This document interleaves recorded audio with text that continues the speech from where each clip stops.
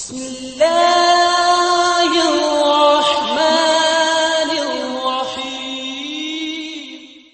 علماء صالحین کا بہت تجربہ ہے، اور یہ جو وظیفہ بتا رہا ہوں میں آپ کو، یہ روزے میں برکت کا وظیفہ ہے۔ جس کو بھی بتایا الحمدللہ بہت فائدہ ہوا۔ بلکہ ایک آدمی ایسا تھا کہ جس نے 1000 کے نوٹ زندگی میں کبھی نہیں گنے تھے، 1000 کے نوٹ اس نے گنے نہیں تھے، اسے بھی وظیفہ بتایا گیا تو الحمدللہ اب اس وقت میں کروڑ پتی ہے۔ تو 1000 روپیہ کبھی گنا ہی نہیں تھا اس نے، لیکن آج اللہ تعالیٰ نے خوب مال دیا۔ لوگ جو ہے بہت ہی پریشان ہے روزے کے سلسلے میں۔ میں ایک مختصر وظیفہ بتاتا ہوں جس پر عمل کرنے سے، لیکن یہ کوئی حدیث میں نہیں ہے، اس کا خاص خیال رکھنا۔ صالحین کا تجربہ ہے اور بہت ہی مجرب ہے۔ لیکن یہ وظیفہ کیا جاتا ہے فرض نماز کے بعد۔ اس کے لیے فرض نماز پڑھنا ضروری ہے۔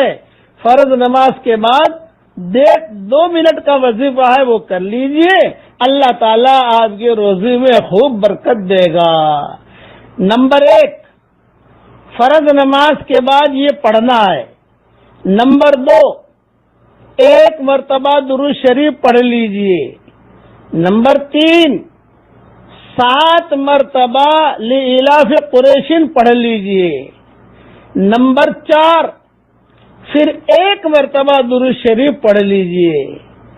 نمبر 5، جب لإلاف قریش میں آپ یہاں تک پہنچے وَأَطْعَمَهُم مِّن جُوعٍ وَآمَنَهُم مِّن خَوْفٍ، اس جملے پر جب پہنچے تو وہاں پر اپنی چیز کا خالی خیال رکھیے، روزی کا، کہ میری روزی کا مسئلہ ہے، اس لیے اللہ تعالیٰ میرے لیے آسان کر، دل میں یہ کرو تو اللہ کی ذات سے امید ہے جس کو بھی بتایا سب کو اللہ تعالیٰ نے فائدہ پہنچایا ہے۔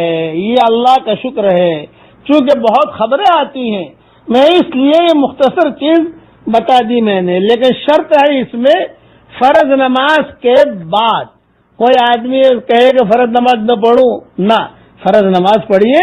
فرض نماز کے بعد اطمینان سے اپنی جو سنتیں وغیرہ ہے وہ پڑھ لیجئے، جو فرض نماز کے بعد کے اذکار مسنونہ ہے وہ پڑھ لیجئے، جو دعائیں ہیں فرض نماز کے بعد آیت الکرسی ہے، تسبیح فاطمی ہے، وہ ساری کی ساری چیزیں پڑھ لیجئے۔ اس کے بعد گھر جانے سے پہلے اتنا وظیفہ کر لیجئے، یا خواتین اتنا وظیفہ کر لیں، اپنے بچوں کو ہی بتا دیں۔ حدیث میں نہیں ہے لیکن یہ چٹکلا بڑا اہم ہے۔ میں اب کیا بتاؤں، اس وظیفے سے کئی غریب بادشاہ بھی بنے ہیں۔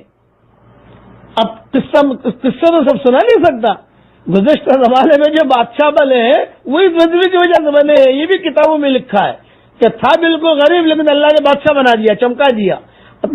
اس لیے لوگ بہت پریشان ہیں گھریلو سلسلے میں، روزے کے سلسلے میں۔ آپ گھبرائیے اور اللہ کے احکامات کو پورا کیجیے، باوضو رہنے کی کوشش کیجیے۔ یہ تو حدیث شریف میں آتا ہے کہ باوضو رہو گے روزے میں برکت ہوگی الحمدللہ۔